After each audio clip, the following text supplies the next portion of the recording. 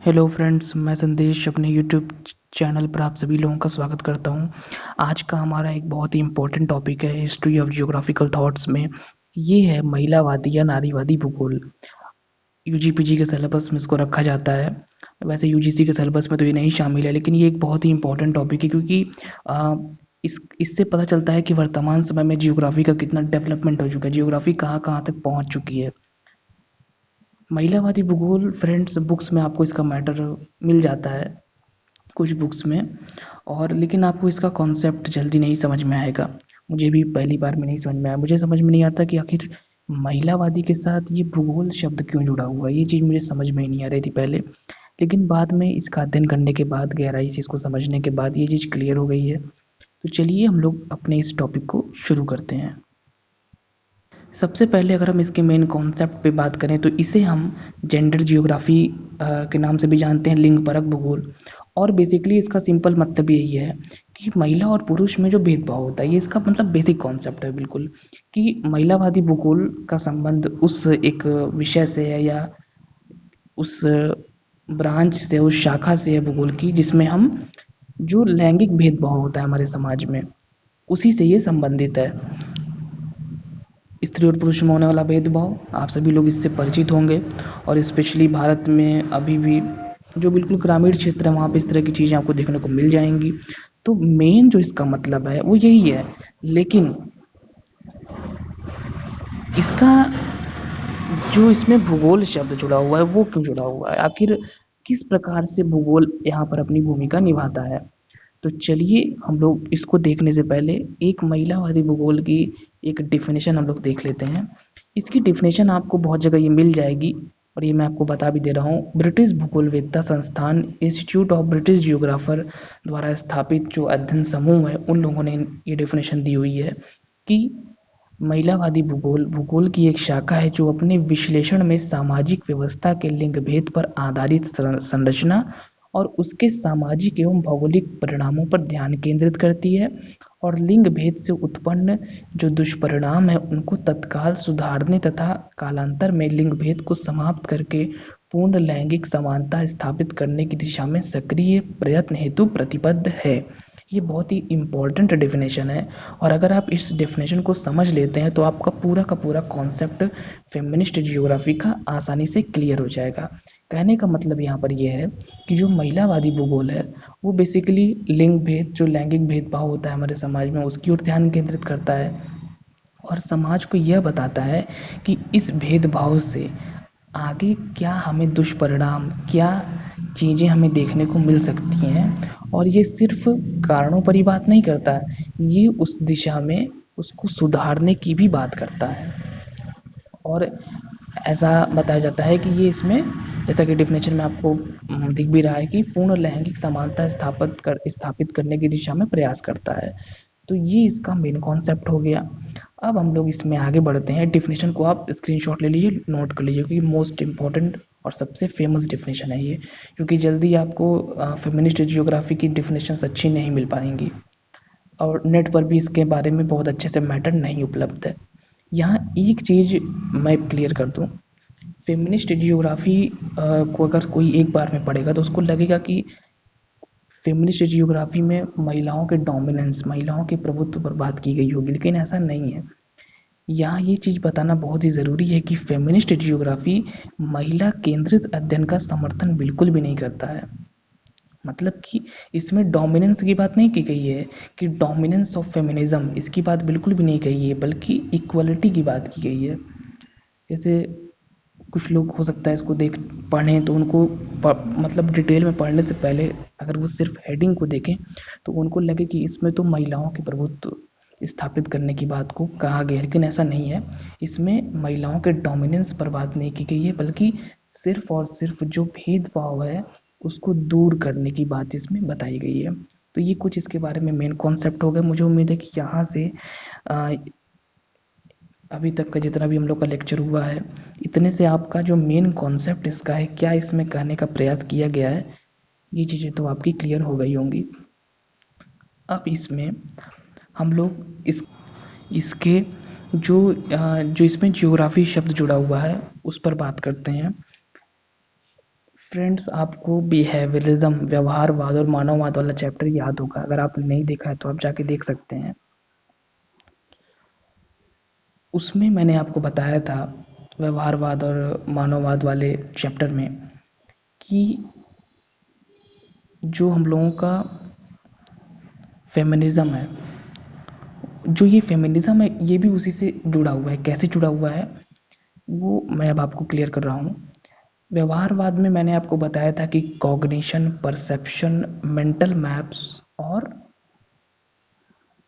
Decision, ये सारी चीज़ें मैंने आपको बताई थी कि हम किसी चीज़ के बारे में क्या सोचते हैं, उसके बारे में हमें क्या ज्ञान है, इसके बाद हम उसके बारे में क्या धारणा बनाते हैं, फिर फाइनली क्या मेंटल मैप हमारा बनता है और उससे फिर हमारा डिसीजन प्रभावित होता है।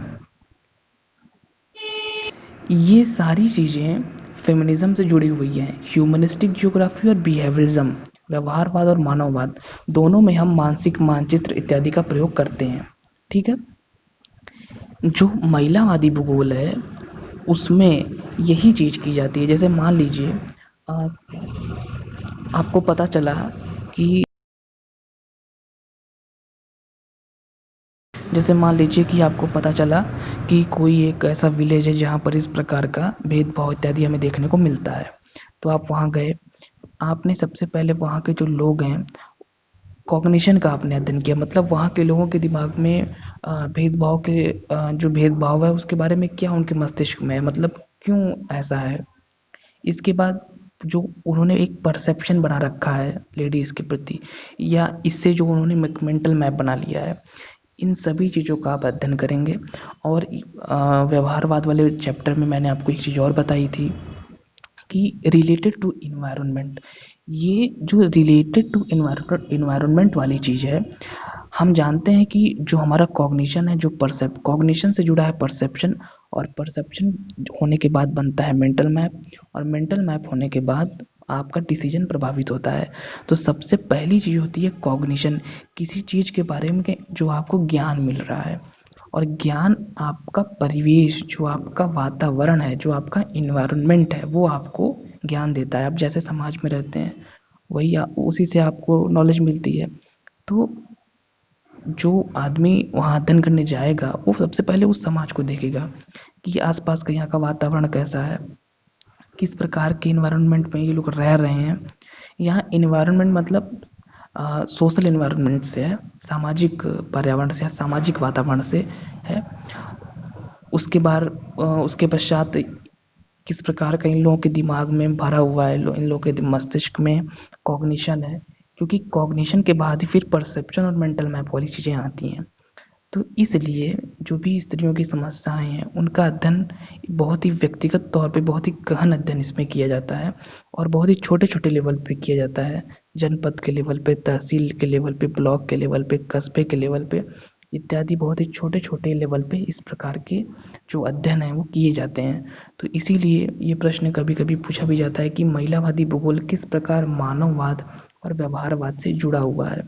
तो महिलावादी भूगोल बिल्कुल जुड़ा हुआ है मानववाद और व्यवहारवाद से, क्योंकि जो प्रक्रिया अध्ययन की हम मानववाद और व्यवहारवाद में अपनाते हैं, हम किसी व्यक्ति के मस्तिष्क के अंदर का अध्ययन करते हैं कि उसके मस्तिष्क में कॉग्निशन क्या है, क्या मेंटल मैप वो बना रखा है किसी चीज़ के बारे में। सेम उसी प्रकार की स्टडी हम फेमिनिस्ट जियोग्राफी में भी करते हैं कि महिलाओं के प्रति जो लैंगिक भेदभाव है क्यों ऐसा है, और क्या उसके दिमाग में कॉग्निशन भरा हुआ है, क्या मेंटल मैप उसने बना रखा है। तो इसीलिए जो हम लोग का फेमिनिस्ट जियोग्राफी है ये टोटली रिलेटेड है ह्यूमनिज्म से और बिहेवियरिज्म से। फ्रेंड्स, इसमें एक छोटी सी चीज़ और है, फॉर्म्स ऑफ फेमिनिस्ट जियोग्राफी। अक्सर इसके बारे में पूछ लिया जाता है, छोटी सी चीज़ है, इसको भी मैं यहाँ पे ऐड कर दे रहा हूँ। फेमिनिस्ट जो जियोग्राफर्स हैं वो दो तरह के हैं, कुछ रेडिकल हैं, कुछ सोशलिस्टिक हैं। जो रेडिकल वाले हैं वो सिंपल सी चीज़ है कि वो हर चीज़ के पीछे पुरुष जो मेल है उसको रीज़न मानते हैं कि उसी के कारण जो भेदभाव इत्यादि है सबका रीज़न वही है। लेकिन जो सोशलिस्टिक हैं वो ऐसा नहीं मानते, वो सोचते हैं कि नहीं, मेल या पुरुष जो हैं वही इसका रीज़न नहीं है, जो भी भेदभाव इत्यादि जो भी समस्याएं हैं, बल्कि वो इसको जो पूंजीवादी अर्थव्यवस्था है उससे जोड़ने का प्रयास करते हैं। इसमें ये बताया जाता है कि जैसे मान लीजिए पूंजीवादी व्यवस्था में पुरुष अगर कारखानों में काम करने जा रहा है तो उसकी पत्नी को घरेलू काम संभालने पड़ेंगे। तो यहीं से एक कह सकते हैं कि ऊंच नीच वाली भावना आ जाती है कि हाँ, हम काम कर रहे हैं और जो पुरुष है वो कारखानों में जाके काम कर रहा है और जो लेडी है वो घर पे कार्य कर रही है। तो इस प्रकार के यहीं से थोड़ा थोड़ा भेदभाव वाली स्थिति बनना शुरू हो जाती है। तो जो हमारे सोशलिस्टिक है ये समझने वाली चीज़ है, बहुत रटने वाली चीज़ नहीं है ये, बस आप इसके कॉन्सेप्ट को समझिए। जो सोशलिस्टिक हमारे हैं वो इस प्रकार के जो हमारा समाज है पूंजीवादी इसको मानते हैं, और जो रेडिकल हैं वो सिर्फ और सिर्फ पुरुषों को ही इस प्रकार के भेदभाव, इस प्रकार की समस्याओं का कारण मानते हैं।